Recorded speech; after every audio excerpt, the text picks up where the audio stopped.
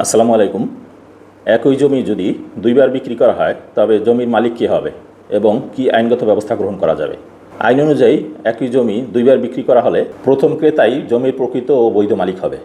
সম্পত্তি হস্তান্তর আইন 1882 এর 48 ধারা এবং রেজিস্ট্রেশন আইন 1908 এর 47 ধারা মোতাবেক যে দলিলটি আগে সম্পাদিত এবং নিবন্ধিত হয়েছে সেই দলিলটি টিকে থাকবে এবং প্রথমবার জমি বিক্রির সাথে সাথেই বিক্রেতা জমির মালিকানা হারাবেন।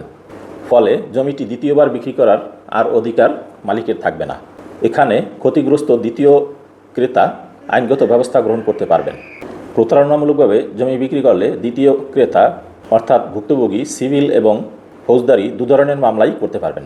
বিক্রেতার বিরুদ্ধে প্রতারণামূলক আত্মসাৎ এবং জালজালিয়াতির মামলা অর্থাৎ 406, 420, 467, 68, 471 ধারায় মামলা করতে পারবেন।